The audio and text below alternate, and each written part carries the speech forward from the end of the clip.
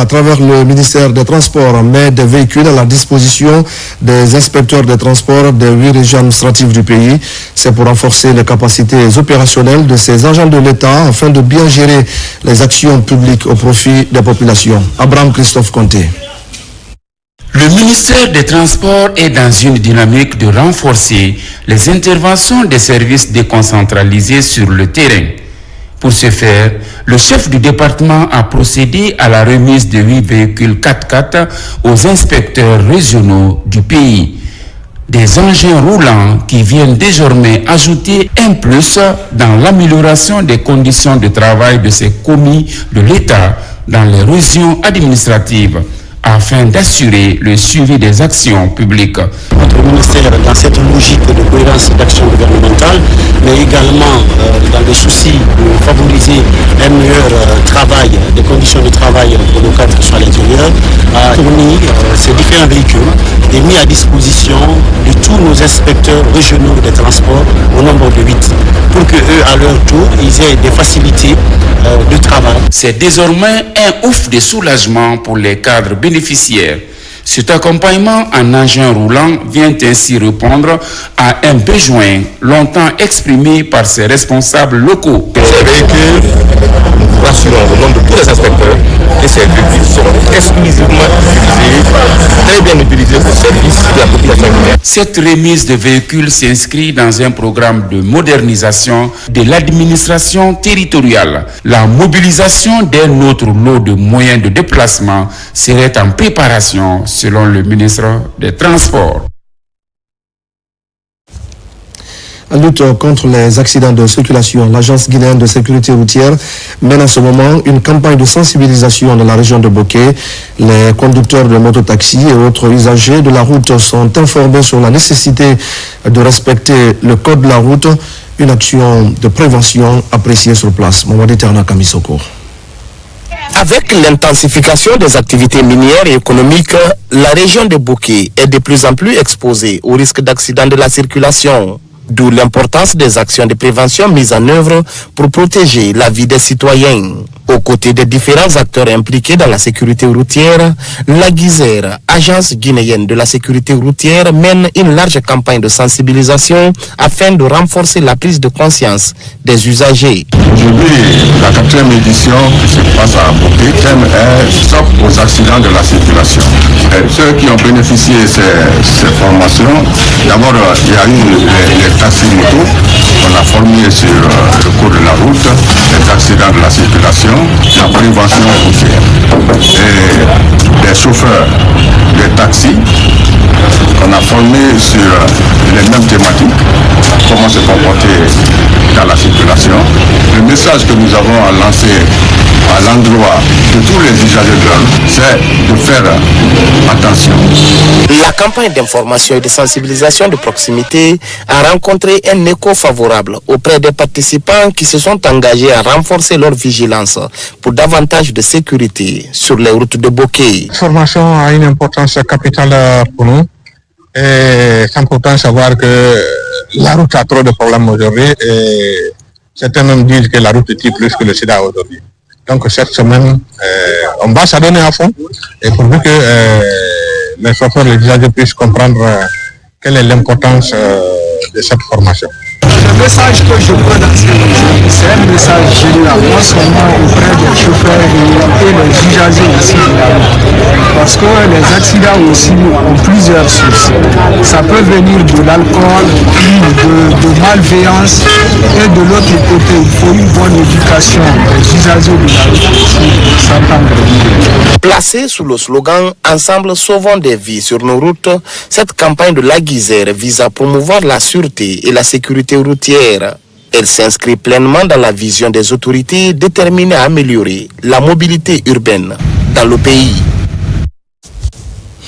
Pour la 4e année consécutive et au compte de son programme Tutorat Bac, l'ONG Entreprendre Ensemble a organisé son concours de sélection des élèves candidats au baccalauréat unique. Plus de 200 élèves ont rivalisé pour accéder à ce programme de révision gratuit pour 6 mois. Une initiative devenue un rendez-vous incontournable dans le paysage éducatif guinéen. Saint-Martin Fassinadouno et Kandesila. À travers un test de sélection, l'ONG Entreprendre Ensemble apporte une réponse concrète aux défis de l'éducation en Guinée. Cette initiative Tutorat Bac, désormais à sa 4e édition, contribue à préparer des candidats plus solides, plus confiants et mieux armés pour aborder le baccalauréat unique. C'est pourquoi nous avons organisé le concours Tutorat Bac qui a pour mission de renforcer les compétences des jeunes élèves en fin d'études dans les filières scientifiques et technologiques. Nous essayons de renforcer leurs compétences, de nous assurer également qu'ils aient le baccalauréat scientifique et nous les accompagnons une fois qu'ils obtiennent le baccalauréat. Le test organisé a regroupé plus de 200 élèves issus d'écoles publiques. Il a porté sur les matières phares du baccalauréat, notamment les mathématiques, le français, la philosophie, les sciences expérimentales, l'histoire et la géographie, selon les séries. Je remarque déjà cette année avec l'ONG, j'ai vu il y a des innovations.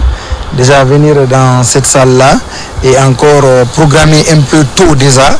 D'habitude on le faisait je crois à 3 mois. Mais cette fois-ci, ils ont relancé ça jusqu'à 6 mois. Je pense que ça, c'est déjà un atout, un acquis. Et surtout pour les enfants, ils sont là en train d'aider les enfants, surtout diminués. Ces tests de sélection visent à identifier les candidats les mieux préparés au bac, à détecter les insuffisances, afin d'orienter les élèves dans leur révision, à offrir des sessions de renforcement aux élèves méritants et accompagner les jeunes dans un parcours d'excellence, notamment par le programme Tutorat Bac et des séances de coaching. Je me suis préparée parce que ce n'est pas ma première fois de participer à cette évaluation, donc je donne le meilleur de moi. Je remercie l'ONG. Depuis l'année passée, j'ai connu le programme là, mais malheureusement pour moi, je n'ai pas été admis. Mais je me suis mis en objectif encore de prendre l'effort encore pour que l'année là soit parmi les lauréats. Au fil des années, jusqu'à cette 4e édition, l'ONG Entreprendre Ensemble, à travers son programme Tutorat Bac, a montré son efficacité. De nombreux lauréats du bac ont témoigné de l'importance de ces tests dans leur réussite. Dans l'actualité encore, les cadres du ministère de l'Industrie, des petites et moyennes entreprises et les industriels se retrouvent. Une rencontre pour aborder la nouvelle réglementation industrielle et les mesures pour une meilleure gouvernance du secteur. Déjà, la politique nationale du développement industriel est opérationnelle à travers le guichet unique. La Direction nationale des PME et du contenu local a servi de cadre à cette rencontre de concertation. Mounir Bari, Abdul Karim Kamara. Pas de répit dans la vulgarisation du décret portant sur la réglementation des activités industrielles. Un texte de plus en plus ventilé aux entreprises industrielles. Ici, les acteurs de type BSC sont en conclave avec le ministère de l'Industrie. Objectif, amener tout le monde au même niveau de compréhension de la nouvelle feuille de route. Alors on est en train de travailler, on n'a pas de soutien dans ce travail. Alors là, on est actuellement content parce qu'il y a les gens qui nous soutiennent. Nous donnent des idées pour travailler et nous on est dirigés dans ça. Les gens ont travaillé dans la pagaille, dans la bouillabaisse depuis tout ce temps, mais aujourd'hui le cas n'est pas là. Là où il y a le cas, c'est que nous sommes maintenant devant des faits qui nous encouragent à bien travailler pour que l'industrie, comme on l'a bien noté là-bas, l'industrie soit vraiment, comme il est toujours, que ce soit le jalon de l'économie et de la Guinée. La nouvelle réglementation encadre les activités industrielles, renforce la sécurité juridique indispensable aux investissements. Mais au-delà de la réglementation, cet assainissement du secteur industriel vise à améliorer la qualité des produits dans le cadre de la compétitivité des entreprises. Les mesures de commandement que nous avons au niveau du département, il faut d'abord savoir que nous avons une politique nationale de l'industrie qui est projetée sur 2040 et aujourd'hui qui nous permet de nous en tant que département, de prendre des mesures vraiment efficaces et efficientes.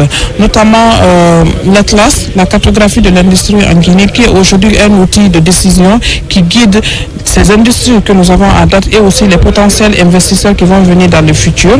Nous avons aussi le guichet de l'industrie qui est mis en place, qui est aujourd'hui un espace d'information, d'orientation et de guide de toutes les industries guinéennes et aussi des futures industries qui vont venir. Par cette réglementation et la nouvelle cartographie du secteur, le ministère de l'Industrie et de PME entend capitaliser les acquis afin de rendre robuste le tissu industriel guinéen. Les responsables du laboratoire national de contrôle de qualité des médicaments viennent de recevoir le diplôme et l'attestation d'accréditation des mains de la direction générale du système ouest-africain d'accréditation.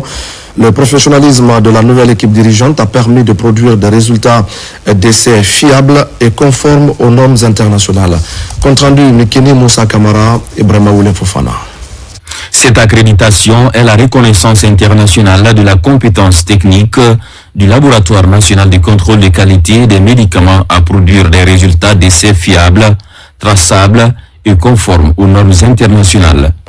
Depuis l'avènement du 5 septembre 2021, ce gouvernement a pris attache pour la santé de la population guinéenne. Et pour la santé de la population guinéenne, il a mis un comité en place pour lutter contre les faux médicaments et les médicaments falsifiés. Il a mis un comité en place pour chasser tous ceux qui faisaient la vente illicite des médicaments dans le marché. On a eu à supprimer plus de 635 conteneurs. Et ce comité était présidé par notre ministre de la Santé, M. Oumar Djoueba.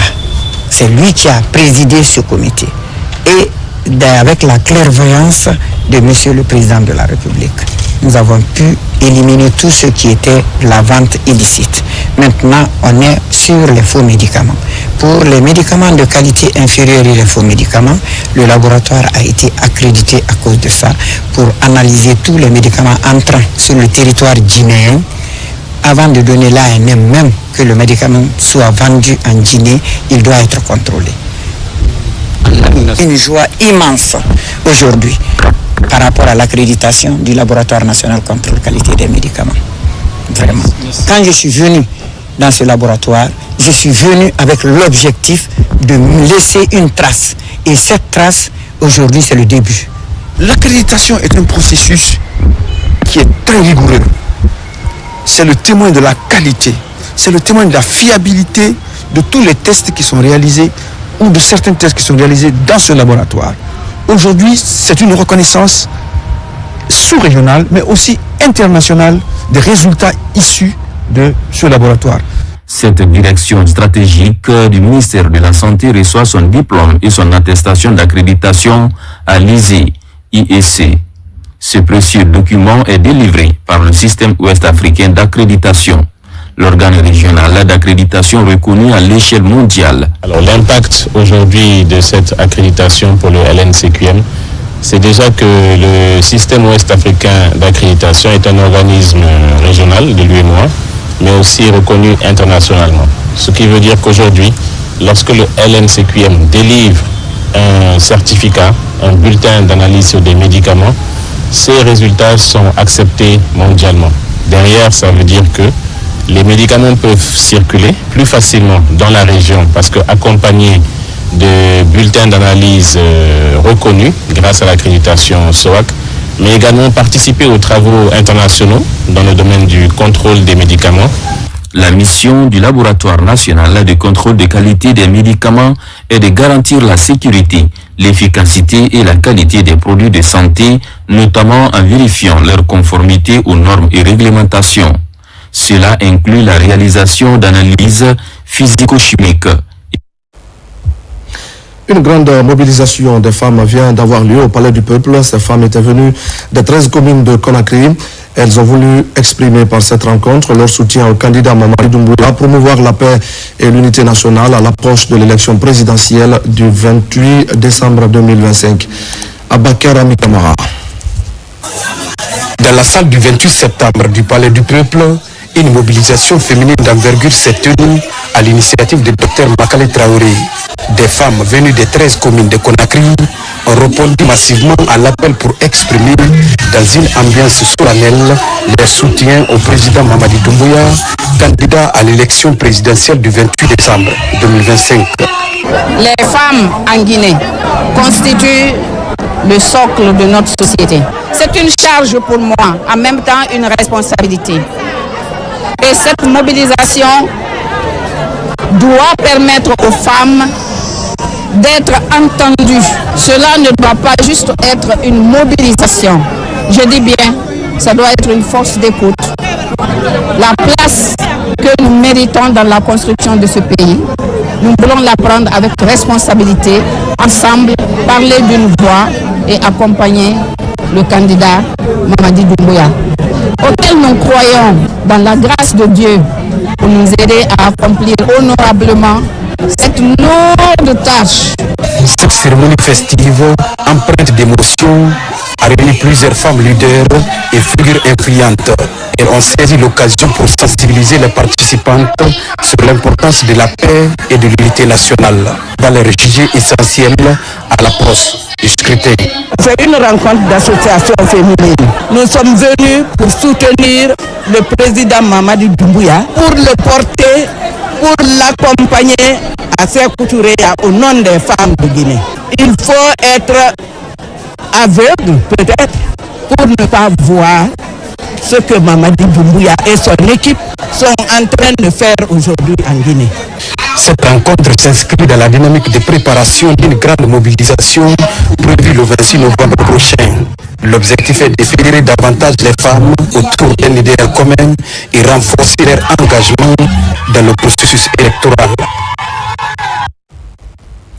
Et voilà, mesdames et messieurs, c'est la fin de ce journal. Merci à tous de l'avoir suivi. Je vous retrouve tout à l'heure à 20h30 pour d'autres actualités de la Guinée, notre paradis terre de richesse et d'innovation. À tout à l'heure.